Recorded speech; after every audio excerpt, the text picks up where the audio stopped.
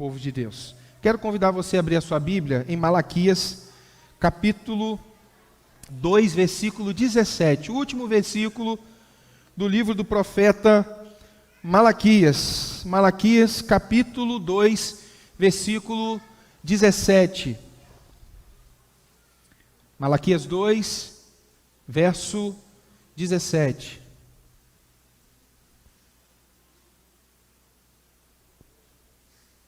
Amém? Malaquias 2, verso 17 diz: Vocês estão cansando o Senhor com as suas palavras e ainda perguntam: em que nós o cansamos? Nisso de dizerem: aqueles que fazem o mal passam por bons aos olhos do Senhor, e é desses que ele se agrada. Ou, onde está o Deus da justiça? Eis que eu envio o meu mensageiro, que preparará o caminho diante de mim. De repente o Senhor, a quem vocês buscam, virá ao seu templo, e o mensageiro da aliança, a quem vocês desejam, eis que ele vem, diz o Senhor dos exércitos. Mas quem poderá suportar o dia da sua vinda? E quem poderá subsistir quando ele aparecer? Porque ele é como o fogo do ourives e como o sabão dos lavandeiros. Ele se assentará como derretedor e purificador de prata. Purificará os filhos de Levi e os refinará como ouro e como prata, e eles trarão ao Senhor as ofertas justas. Então, a oferta de Judá e de Jerusalém será agradável ao Senhor, como nos dias da antiguidade, como nos primeiros anos. Virei até vocês para juízo. Terei pressa em testemunhar contra os feiticeiros, contra os adúlteros, contra os que juram falsamente, contra os que oprimem os trabalhadores, as viúvas e os órfãos, torcem o direito dos estrangeiros e não me temem, diz o Senhor dos exércitos. Porque eu, o Senhor, não mudo. Por isso vocês, filho de Jacó, não foram destruídos ou consumidos. Amém. Eu não sei se você em algum momento já falou assim: ninguém me entende, ninguém me compreende. A pessoa mais injustiçada do mundo sou eu, tudo dá errado para mim. Na verdade, a pessoa mais mal compreendida na história é o próprio Deus. Não há nenhum outro ser mais injustiçado do que o Deus da Bíblia.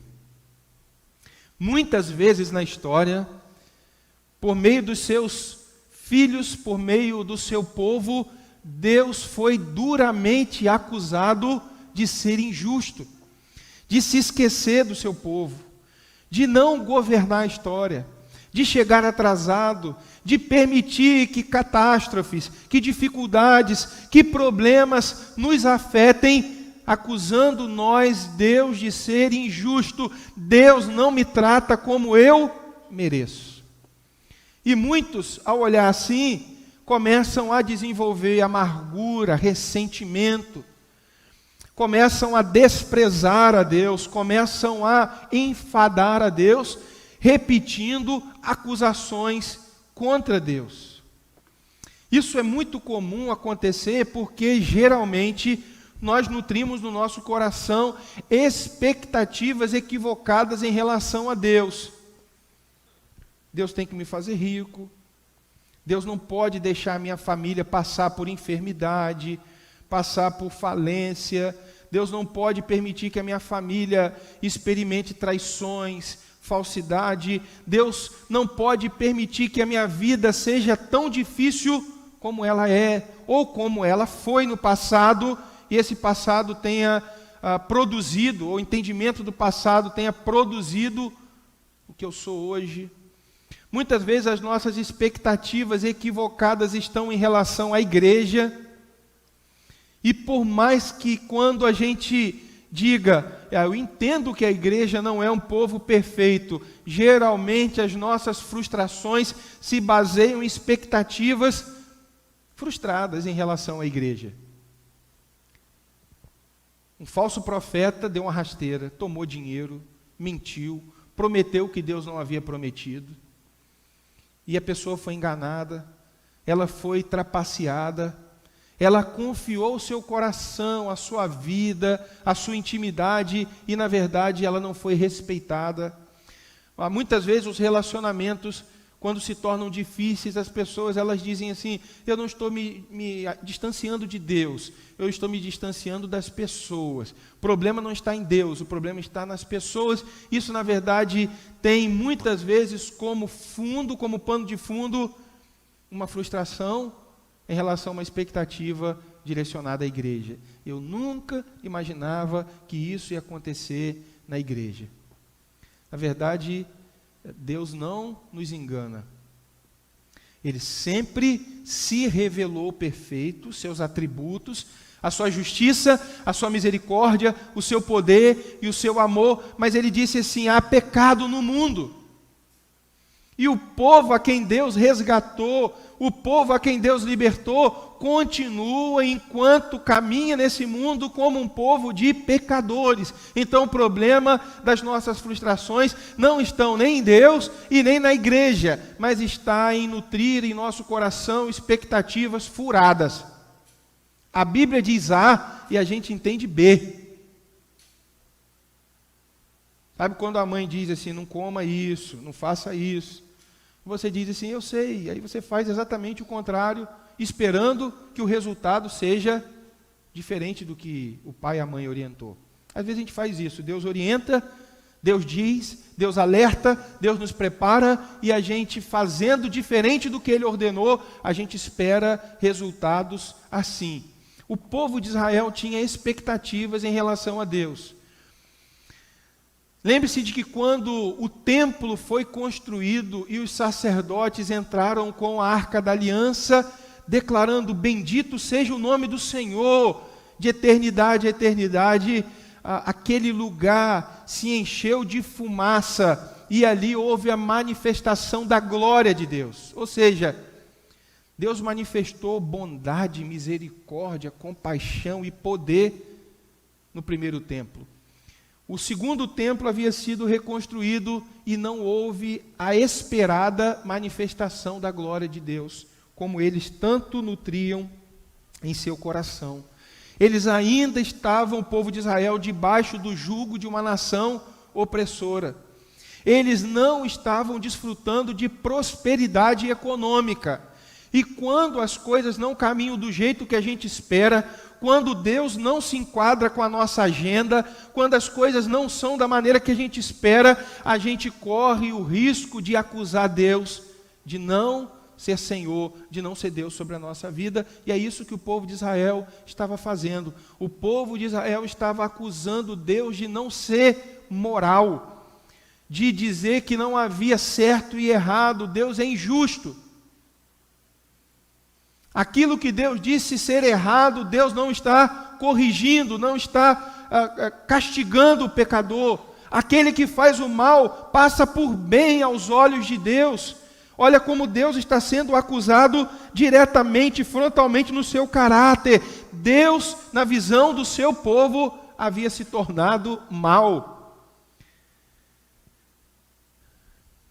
Não havia nem justiça e nem misericórdia patente e clara aos olhos do povo de Deus.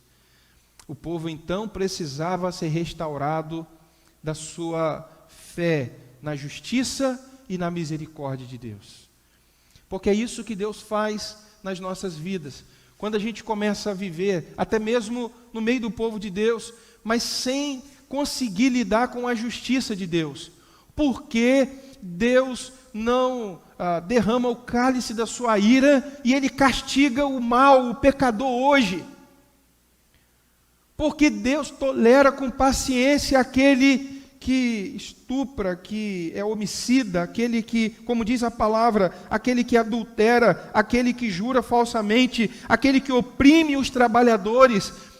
o órfão, a viúva, o estrangeiro, aquele que, ao invés de pagar o salário diário ao jornaleiro, que não é aquele que entrega o jornal, ele então tirava daquela pessoa que dependia do recurso, literalmente trabalhava de manhã para comer à noite.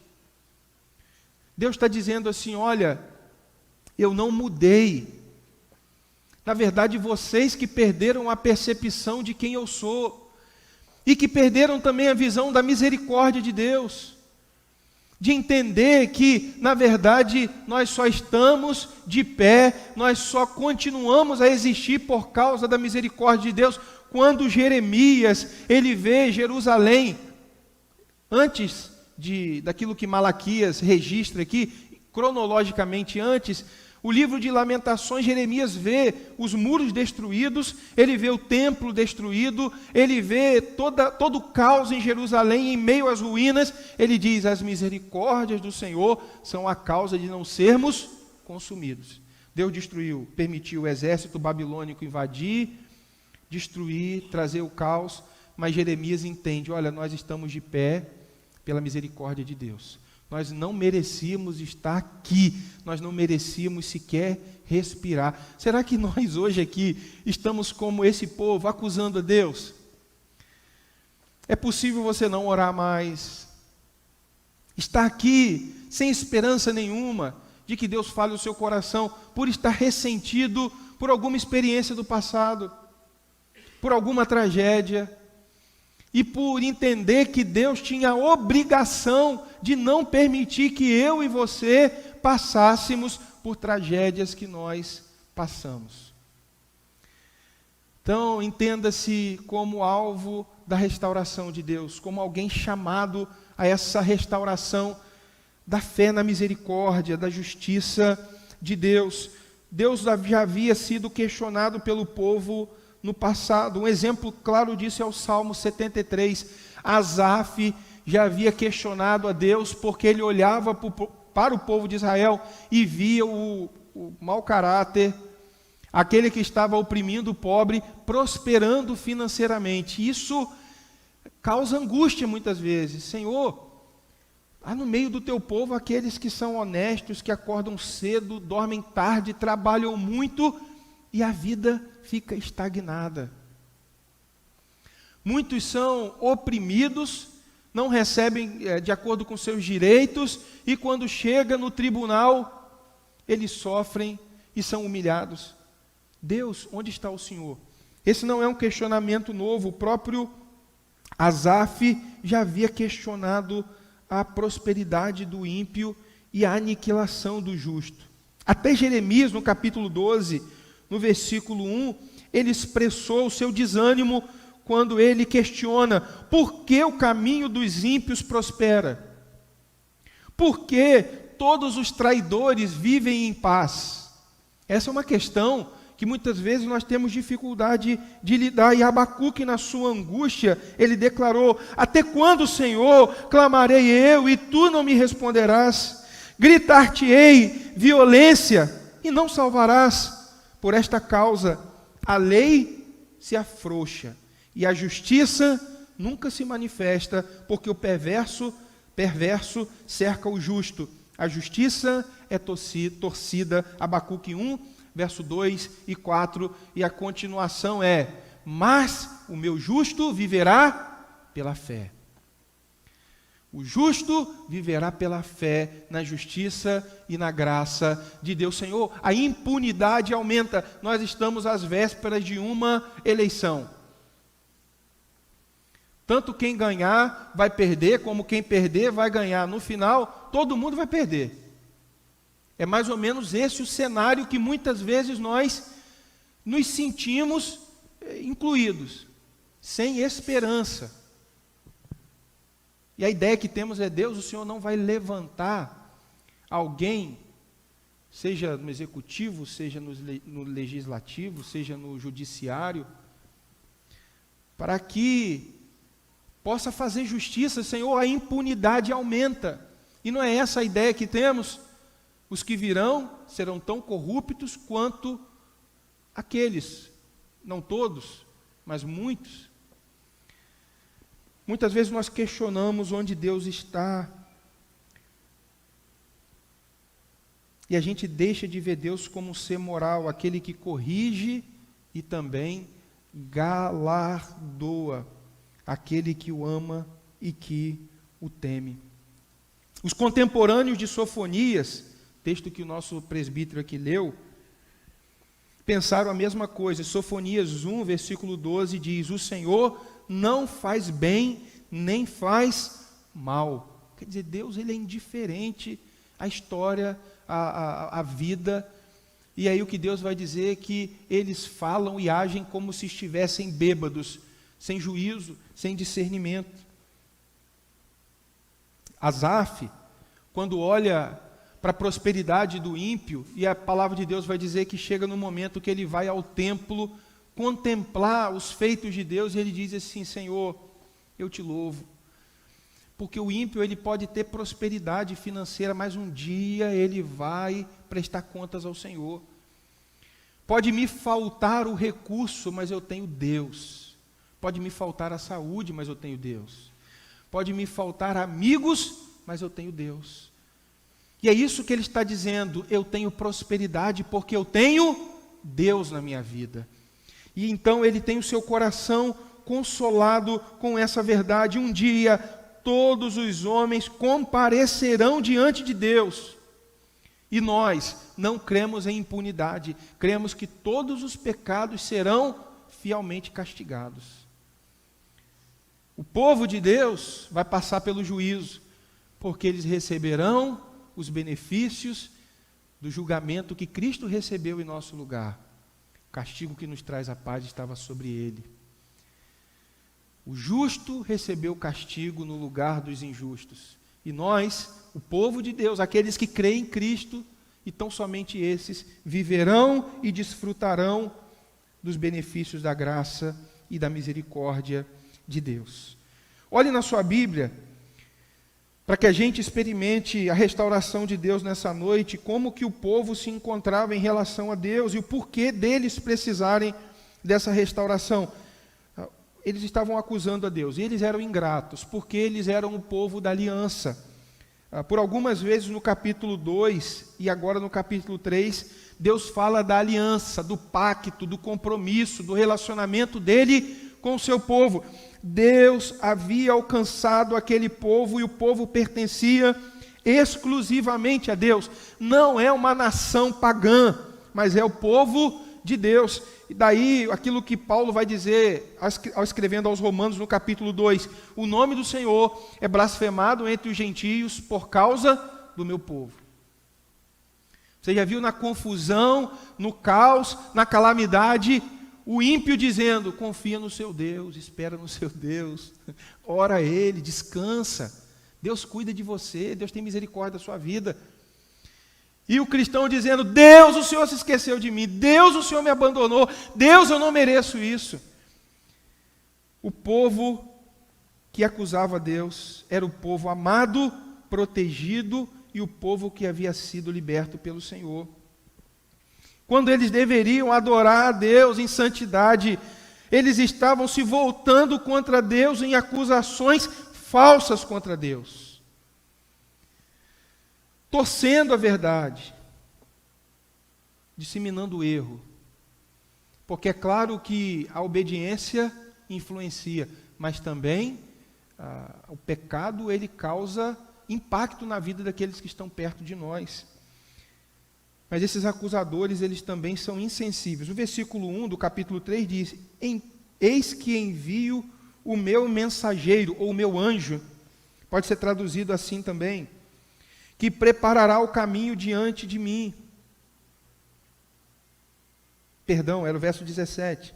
Enfadais o Senhor com vossas palavras, e ainda dizeis: em que o enfadamos? Ou seja, sabe quando a pessoa está te importunando, ou nós estamos importunando alguém, perguntando, e a pessoa não quer conversa, ou a nossa conversa é aquela que não rende, e a gente está insensível à circunstância, à necessidade da pessoa, e o povo de Deus estava insensível.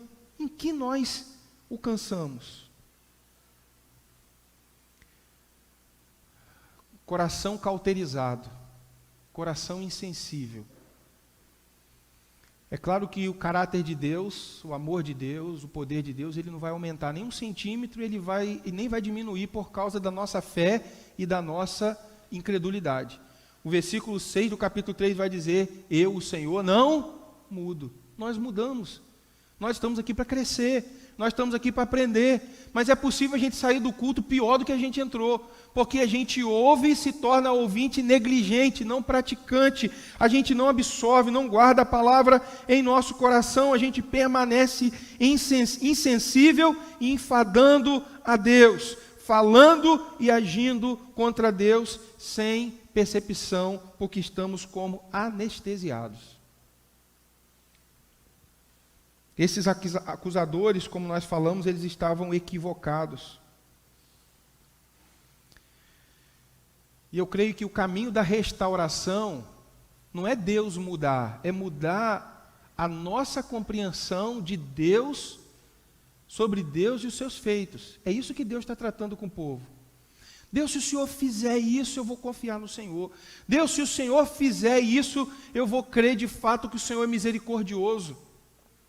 Na verdade, o povo que havia sido liberto pelo Senhor, que havia sido restaurado à terra prometida, a terra de Canaã, a terra de Israel, já havia experimentado a graça, a misericórdia e o poder de Deus.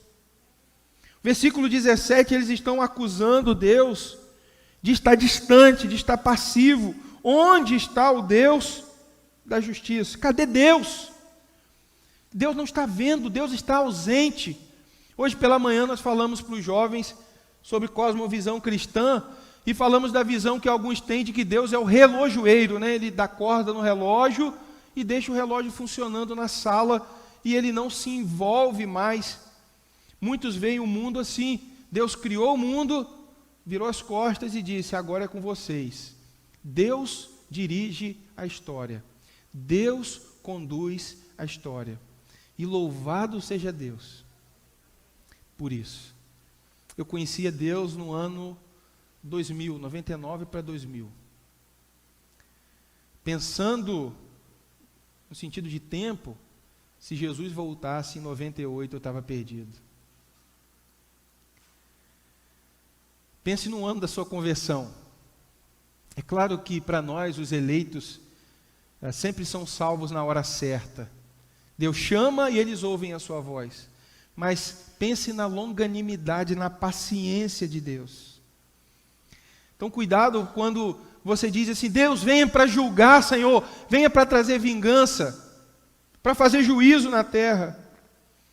Deus é acusado aqui no verso 17 de ser parcial em seus julgamentos. Deus ajuda o perverso, Deus favorece o perverso, Deus se agrada de quem comete o mal e Deus não se agrada de quem anda em retidão, em justiça. Então são três acusações aqui. Primeiro, de impunidade no julgamento. Segundo, corrupção no caráter. É desses que ele se agrada. Deus gosta disso, de gente imoral. Deus gosta de pessoas que semeiam na desobediência. São esses que Deus dá o melhor. E depois eles vão dizer a inatividade na providência de Deus. Deus não julga. Deus não julga. Deus então ele argumenta. Observe que o livro de Malaquias traz uma visão de um tribunal. O povo, Deus fala, o povo responde e Deus então faz a tréplica. Deus fala mais uma vez e traz uma palavra final. Lembre-se de que no capítulo 3 nós ainda estamos lidando com a resposta do capítulo 1, versículo 6, o filho honra o pai e o servo ao seu senhor. Se eu sou pai, onde está a honra? Onde está a minha honra?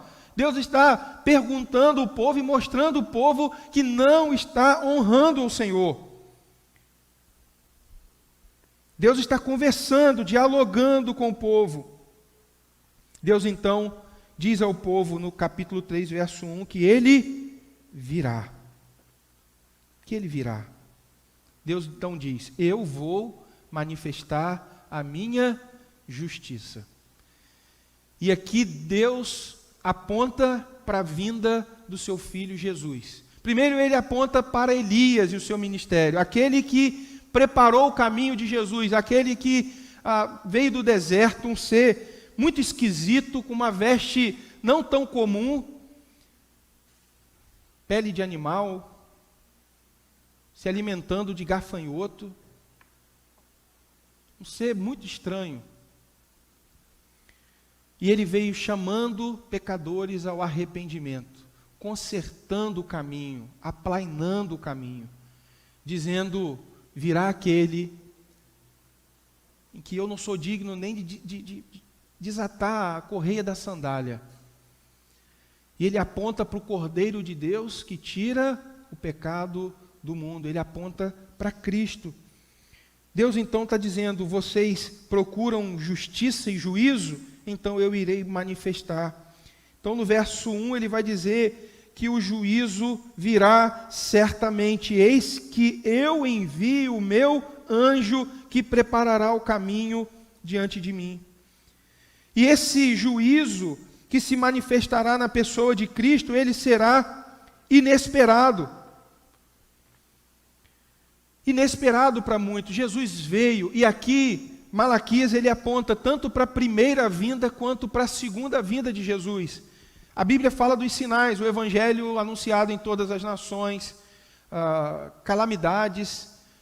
A Bíblia fala de apostasia antes da volta de Jesus. Existem sinais. Aquela expressão de Calbart de que o cristão ele deveria ter a Bíblia numa mão e o jornal na outra, se refere à volta de Jesus. Por causa dos sinais, ele deveria discernir: Cristo está voltando, os sinais estão se cumprindo. Mas Jesus não diz qual hora exata que ele virá, será uma vinda repentina. Então o Senhor está dizendo: prepare a sua vida está alinhada, você crê em Cristo, você confia em Cristo, você anseia a sua vinda. Porque quando Cristo virá, quando ele chegar, para aqueles que anseiam a sua vinda, mas não abandonam o pecado, será um dia temível, será um dia terrível. Mas para aqueles que aguardam e aguardam em santidade, será um dia de festa e um dia de alegria. Será um dia de alegria. A palavra de Deus vai dizer que o Senhor, ele virá de forma majestosa, versículo 2. Mas quem poderá suportar o dia da sua vinda? E quem poderá subsistir quando ele aparecer? Porque ele é como o fogo do ourives e como a potassa ou sabão dos lavandeiros. Essa é uma visão maravilhosa. Aqueles que estão acusando a justiça de Deus, ouvem do Senhor: o Senhor virá. E ele virá salvadoramente. Ele virá como aquele que santifica o seu povo. Essa imagem do ourives é maravilhosa. O ourives é aquele que vai trabalhar a prata, e ele vai eliminar as impurezas e vai manter a pureza, até que a sua imagem seja refletida na prata. É isso que Deus está fazendo na nossa vida. É isso que Deus estava fazendo aqui com o seu povo. É uma palavra de restauração, para que o povo que acusava a Deus fosse restaurado na sua fé e voltasse os olhos para a justiça e para a misericórdia de Deus. Deus está dizendo: eu estou santificando a sua vida. Eu estou te preparando, eu estou transformando o seu coração, eu estou mudando a sua percepção de mim mesmo. Deus é aquele que está aperfeiçoando o seu povo. Olhe para a sua vida, da sua conversão para hoje. Você é como a prata purificada pelo ourives? Você é como alguém santificado ou é alguém que está cada dia pior? Cada dia mais acusador, cada dia mais ressentido, cada dia mais apontador de Deus, esperando que Deus faça aquilo que você impõe como prioridade da sua agenda e não da dele. O profeta Amós, em Amós capítulo 5, verso 18 e 20, diz que o dia do Senhor será dia de trevas e não de luz para aqueles que esperam o favor de Deus, mas permanecem em seus pecados. Volta logo, Jesus. Volta para quê? Ele vai tomar os seus para si, para aqueles que confiam nele. Mas eu quero concluir dizendo que o Deus do juízo, ele virá restauradoramente. Versículo 2 e versículo 4 fala desse Deus que nos trata como preciosos. Ele jamais iria depurar algo imprestável. Deus é onisciente. Ele não iria investir numa vida para depois descartá-la. Entenda como Deus tem usado as circunstâncias e as dificuldades para poder purificar a nossa vida, para poder transformar o nosso coração, para poder nos santificar. Deus é como a potassa dos lavandeiros. Lembre-se das palavras de Paulo em Efésios 5, quando ele diz que o Senhor é como um noivo, que está santificando a sua noiva, ele está adornando, ele está a tornando cada vez mais bonita, ele está cuidando para que o vestido dela não tenha manchas, não tenha máculas, para que ela, naquele grande dia, não seja envergonhada, para que ela não fique de fora. Então ele lava, purifica, limpa inteiramente, de dentro para fora. É interessante que ainda nos nossos dias alguns vão dizer assim: não, Deus se preocupa com o meu coração, Deus se preocupa com a nossa alma, Deus não se preocupa com vestimenta. O Deus da Bíblia, ele é estilista. Foi ele que providenciou as vestimentas de Adão e Eva, quando fizeram uma cinta de folhas de figueira, porque a vergonha do homem só pode ser coberta se houver sacrifício, se sangue, que simboliza a vida, for derramado. A visão que João tem no Apocalipse é de uma multidão vestida de vestes brancas. Não é todo mundo avacalhado, irmãos. Então, para o Senhor, o coração é importante, mas também o exterior é importante. O coração alegre, ele formoseia o rosto. A boca fala do que o coração está cheio. Então, há a necessidade da coerência do interno e do externo. As intenções se manifestam por meio de atos que o Senhor revela ao seu povo, aos seus servos. Deus, ele vai derreter e vai purificar o seu povo. Lembre-se da visão de Jeremias, do oleiro, que pega o vaso, e o vaso está rachado, e ele desfaz para poder fazer de novo. É assim que ele faz no meio do teu povo. Isso é cuidado, é o amor de Deus, é Deus nos ensinando, é Deus tratando com a nossa vida. Versículo 5: chegar-me-ei a vós outros para juízo, sereis testemunha veloz contra os feiticeiros, e contra os adúlteros, e contra os que juram falsamente, e contra os que defraudam o salário do jornaleiro, e oprimem a viúva e o órfão, e torcem o direito do estrangeiro, e não me temem, diz o Senhor dos Exércitos. Pedro diz: o juízo começa na casa de Deus. Deus começa corrigindo o seu povo. Ele começou com os sacerdotes, e ele se estende ao povo guiado, liderado e cuidado. Deus então vai trazer juízo.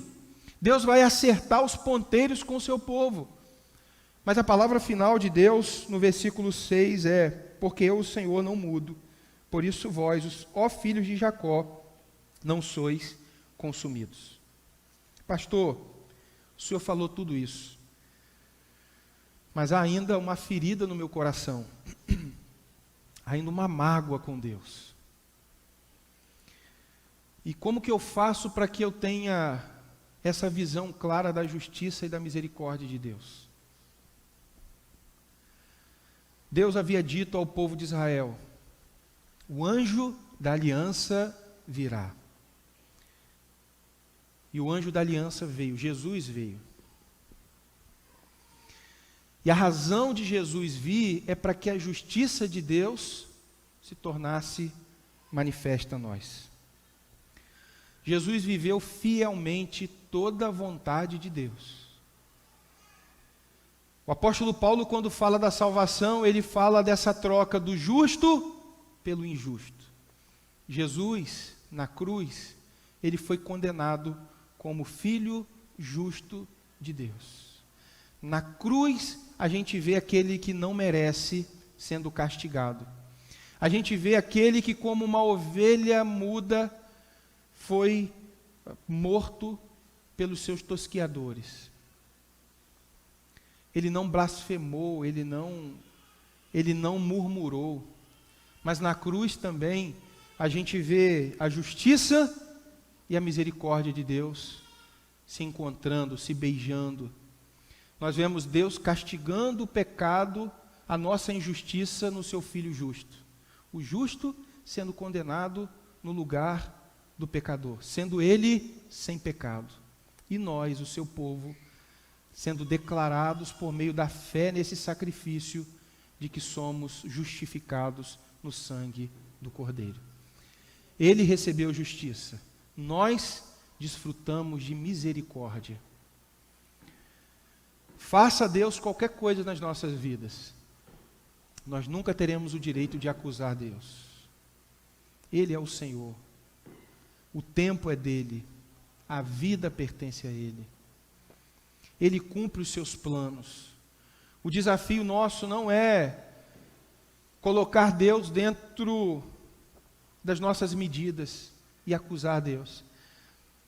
Não é tentarmos esquadrinhar o infinito, mas é nós que somos nós os finitos, aplicando o nosso coração a entender os caminhos do Senhor. Deus disse: os meus caminhos são mais altos que os vossos caminhos. Os meus planos são mais altos e melhores do que os vossos planos. Em Cristo nós encontramos justiça e misericórdia de Deus. Para aqueles que dizem assim: Deus, se o Senhor me ama, me mostra a tua misericórdia. Ele enviou Jesus. Ele manifestou a sua justiça e a sua misericórdia para que nessa noite a nossa fé, aqueles que já fazem parte do povo de Deus, seja restaurada na misericórdia de Deus.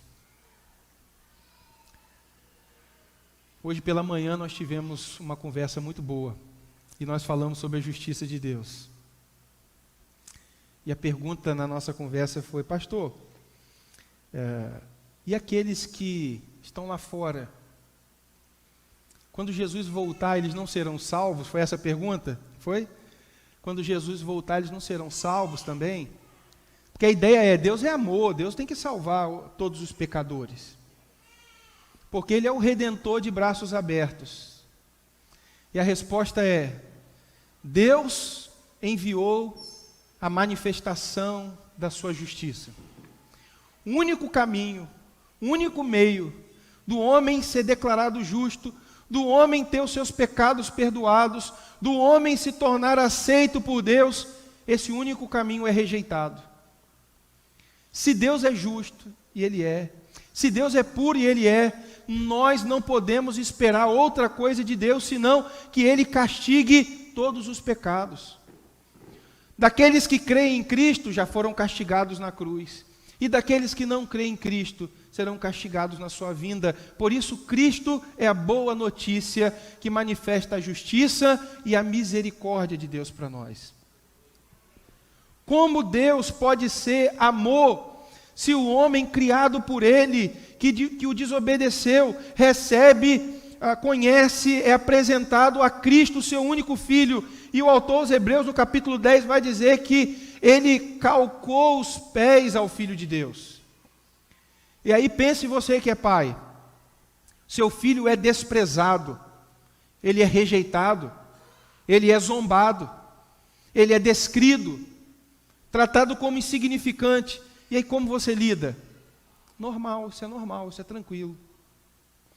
Nós que somos pecadores exigimos justiça quando os nossos filhos são rejeitados e maltratados. Deus, por amor ao seu Filho, não pode ser indiferente ao desprezo da sua graça e misericórdia sendo reveladas em Jesus. E louvado seja Deus. Cristo é a expressão da misericórdia para todos aqueles que nele creem. O apóstolo Paulo, escrevendo a sua segunda carta aos Coríntios, no capítulo 2, ele vai dizer que Deus nos conduz em triunfo. Que o Evangelho tem cheiro de vida para aqueles que creem. Quando um povo era vencido pelos romanos, havia uma marcha triunfal.